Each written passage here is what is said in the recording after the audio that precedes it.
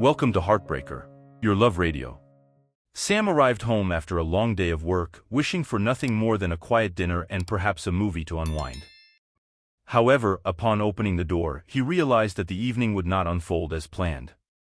The bedroom light was on, and he could hear the subtle sound of music coming from the radio. Curious and somewhat alarmed, he made his way to the bedroom, finding Laura in front of the mirror, applying lipstick with meticulous precision. "Laura?" Sam's voice carried a mix of surprise and displeasure, causing her to turn, facing him through the mirror's reflection. "Oh, Sam, you're home," she said, with a smile that didn't reach her eyes. "I'm getting ready for a client's birthday party. Sylvia is organizing it." Sam frowned, disapproval evident on his face. "Sylvia? You know I don't like her. Why do you need to go to this party? Especially with single people." Laura sighed, putting the cap on the lipstick and turning to face Sam directly. "It's a work party, Sam. And I'm not going alone, Mark and other colleagues will be there too. It's not what you're thinking." "But why with Sylvia?"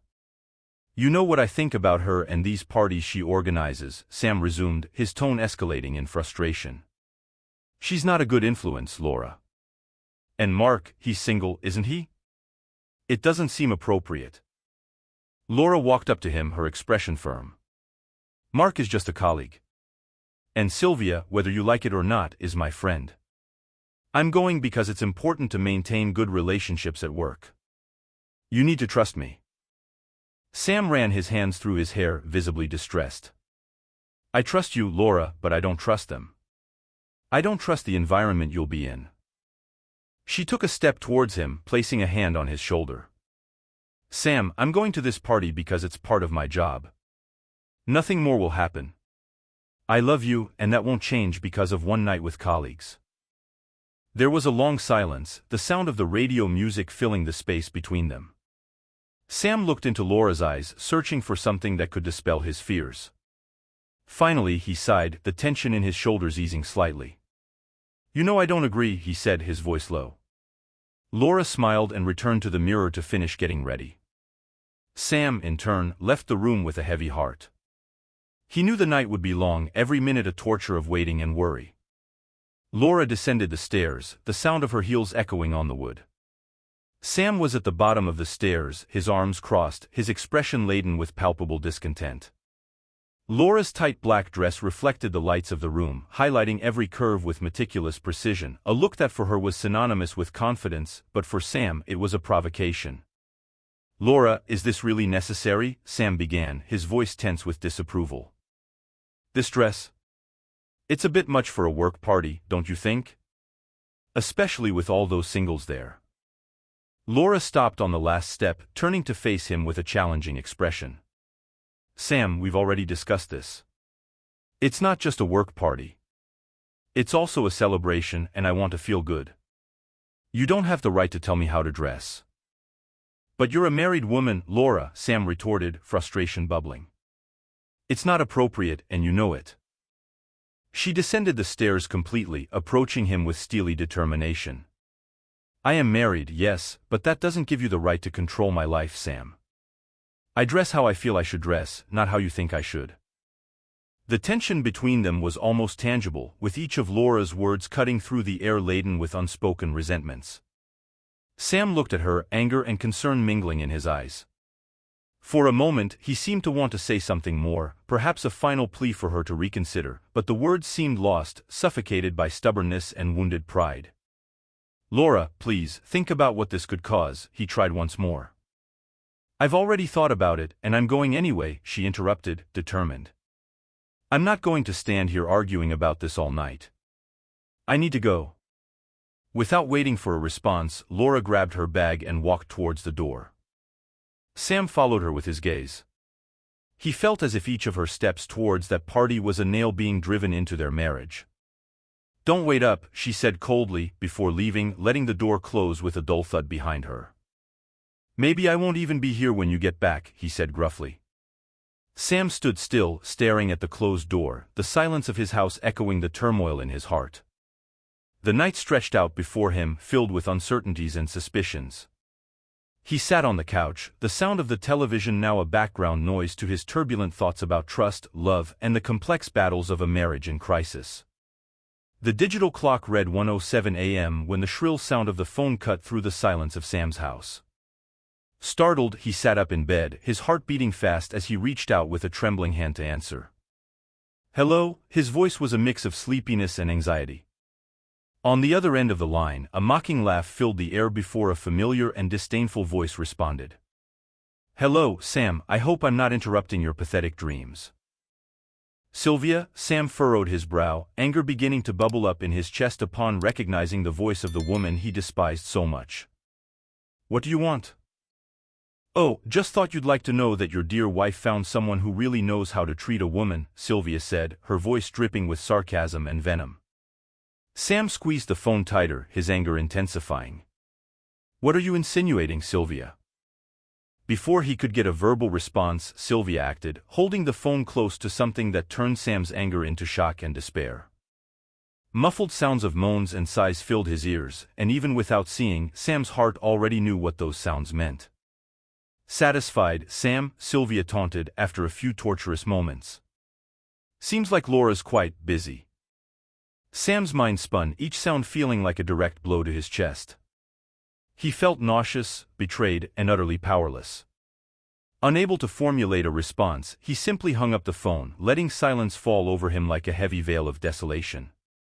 Anger and shock turned into cold resolve. Sam rose from the bed, moving almost mechanically. He knew what he needed to do, though each step was painful and laden with a sense of irreparable loss. Without hesitation, he began to pack his things, tossing clothes and personal belongings into a travel bag. With each piece of clothing folded, he tried to fold his pain and betrayal too, attempting to compress his tumultuous emotions to fit into the physical and emotional baggage he carried. As he packed, he planned his next move. He couldn't stay there, not after what he had heard. Every second in that house, the walls seemed to whisper Laura's betrayals, and each whisper was a blade to his heart. The early hours still shrouded the city in darkness when Sam, with the suitcase by his side, sat down at the computer. The screen illuminated his tired and haggard face, reflecting the gravity of his imminent actions. As he typed in the password for their joint bank account, his thoughts boiled with a toxic mix of anger and disillusionment. "Every penny," he murmured, the cursor blinking in the transfer field.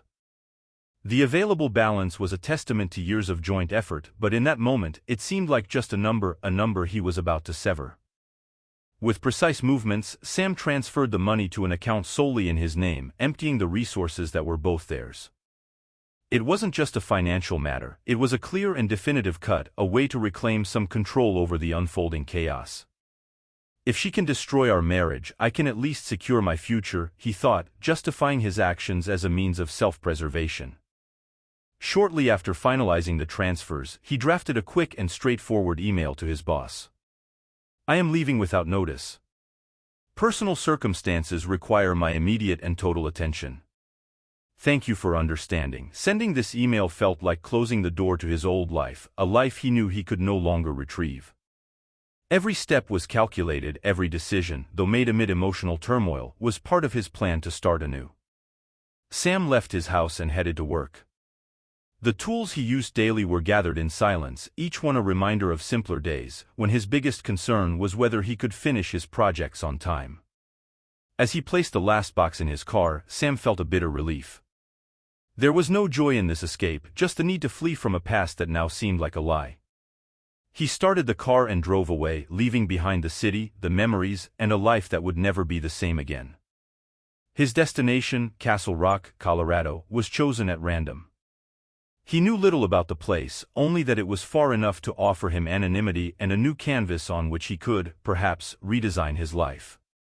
As he drove, the first rays of sunlight began to tint the sky orange and pink, a beauty he barely noticed. His heart was heavy, but his determination was clear. It was time to start anew, free from the shadows of betrayal that had stained his world. Castle Rock proved to be the refuge Sam desired. The small town, nestled among the Rocky Mountains of Colorado, offered not only a new setting but also a fresh start. Over the course of a year, he established himself as a respected IT technician, a career change that proved to be both challenging and rewarding. New friends emerged naturally, people who, like him, valued the tranquility of life away from big cities. On a cold autumn night, the local bar, a small wooden establishment with a warm interior lit by soft lights, became the stage for yet another episode in Sam's solitary yet stable life. Sitting at the counter, he watched the game on television while sipping his beer, lost in thoughts about his latest work project.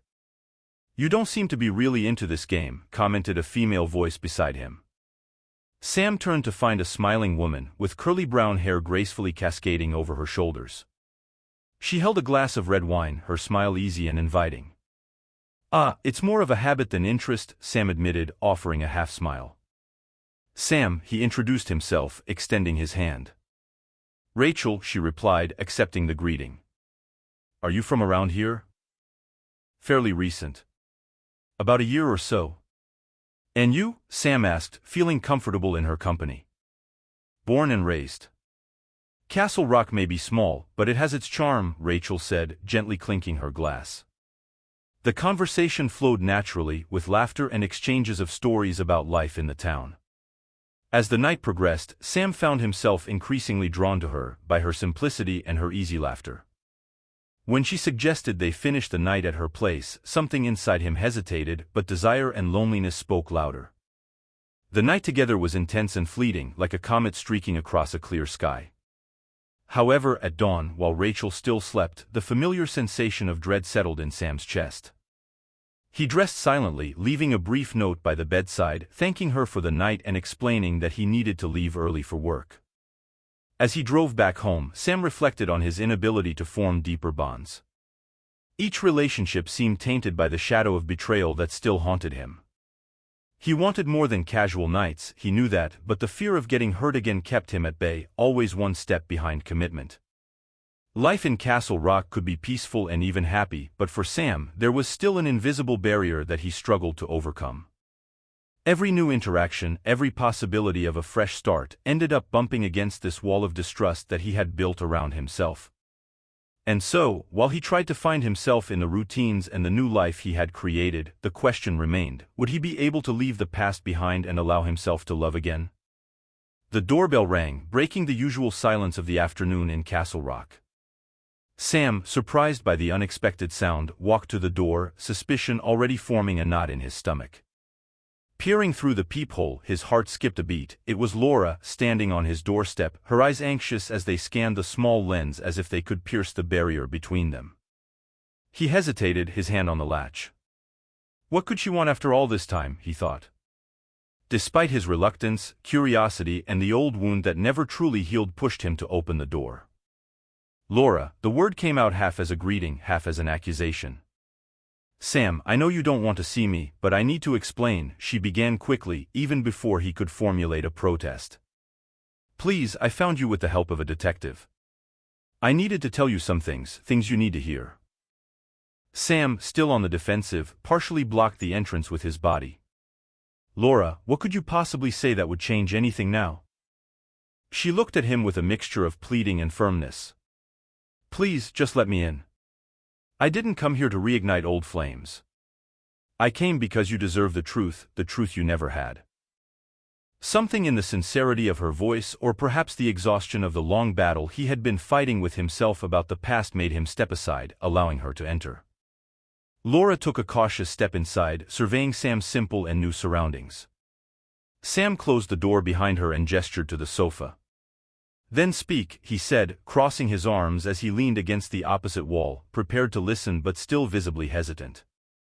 Laura sat down, taking a moment to organize her thoughts. "That night, when Sylvia called. I wasn't doing what you thought. I was drugged, Sam. Someone spiked my drink during the party. I wasn't in control of myself." The revelation hit Sam like a blow, causing him to straighten up.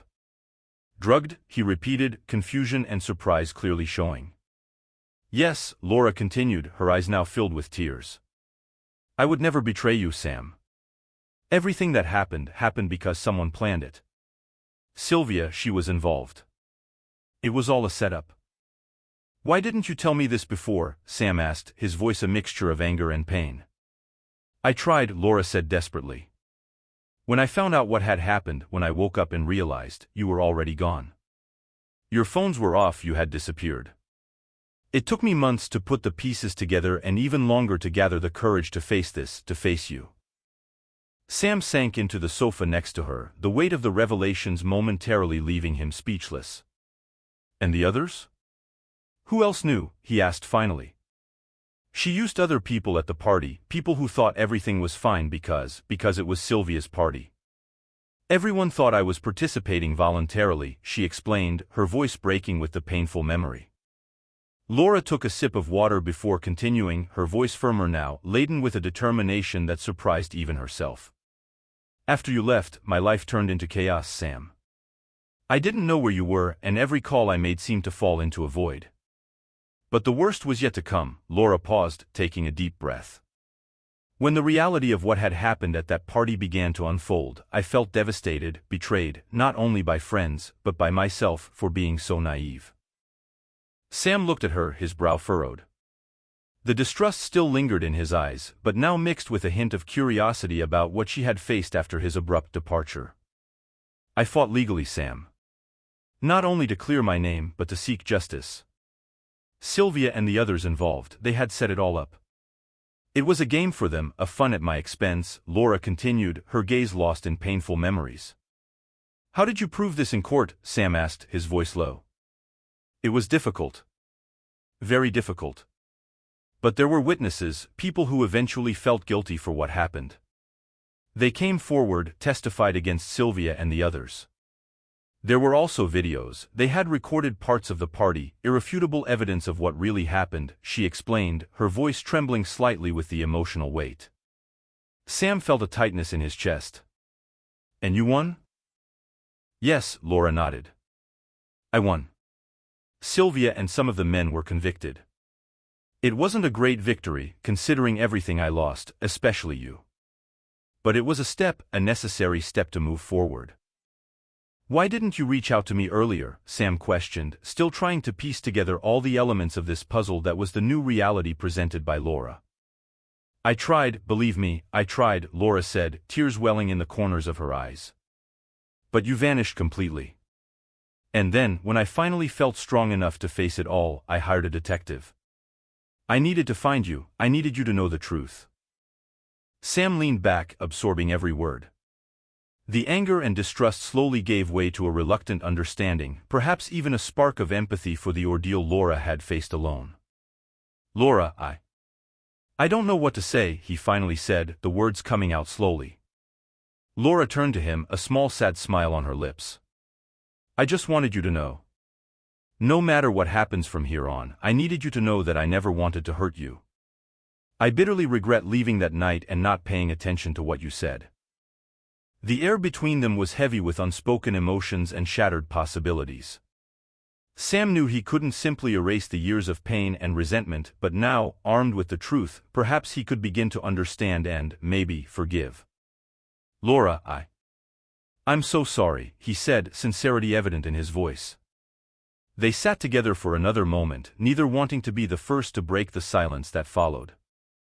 It was a necessary silence, a space to digest the past and perhaps start to envision a future where the truth was no longer a ghost between them. Sam and Laura remained seated on the couch, now less like strangers and more like two lost souls trying to find their way back to each other. The silence between them was palpable, laden with the weight of unspoken words and lost years. I need time, Laura, Sam finally broke the silence, his voice low and hesitant. All of this, it's a lot to process. I've moved on, built a new life. Met other people, he continued, avoiding her gaze. Laura nodded, understanding the magnitude of what he was facing. I understand, Sam. I don't expect everything to go back to how it was overnight. I've changed a lot too. But I wanted you to know the truth, to know that my love for you never changed, even with everything that happened.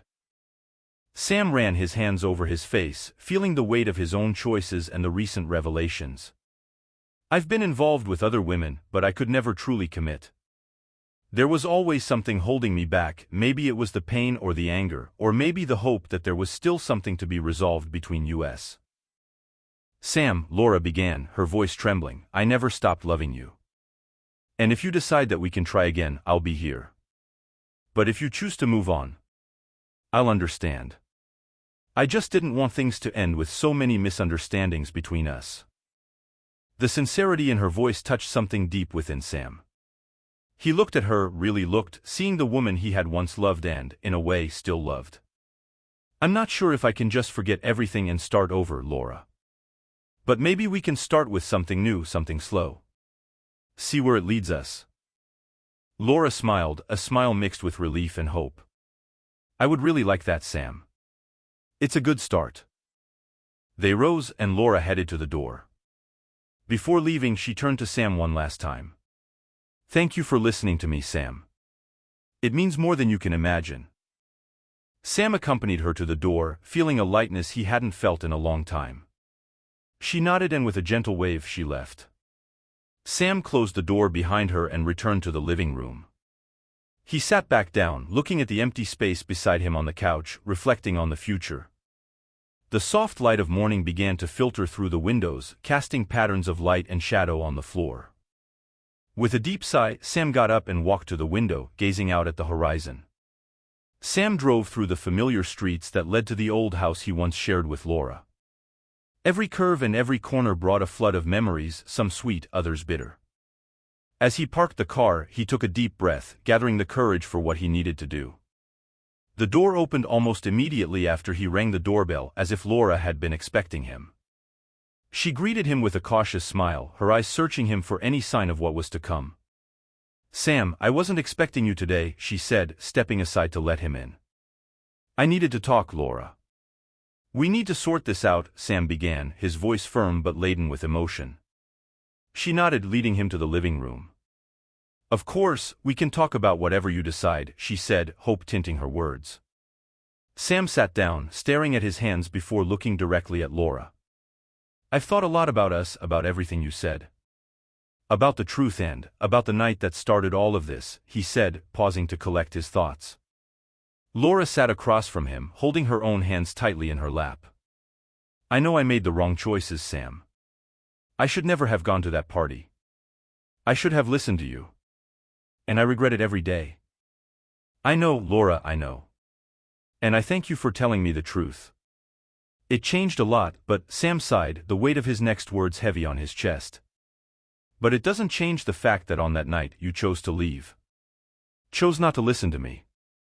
And as much as there was no physical betrayal, there was a betrayal of our trust. Laura began to protest, Sam, Please, let me finish, Sam interrupted, raising a hand in a gesture of pause. I still feel something for you, Laura. I probably always will. But I can't go back to what we had. Too much has changed, and I have changed. Tears shimmered in Laura's eyes, but she kept them under control. I understand, Sam. But I won't give up on us, not completely. I messed up and I'll live with that mistake, but I'll also live trying to show you that we can be something new, something better. Sam gave a sad half-smile. And I hope you find someone who can give you what I can't, Laura. Someone who can look at you without seeing the shadows of the past. Rising, he made his way to the door, Laura by his side, a mirror image of the first time he walked out on her, but under drastically different circumstances. Goodbye, Laura. Take care. She followed him to the door, placing a hand on his arm. Goodbye, Sam. I will always love you, one way or another. With one last look, Sam walked out the door, feeling a mixture of release and loss. He knew that, despite everything, he was making the right choice for himself. Walking back to his car, he glanced back only once, seeing Laura at the door, a strong yet broken figure. As he drove back to his new life, Sam felt the finality of his decision settle within him. He didn't know what the future held, but he knew that, for the first time in a long time, he was ready to face it on his own.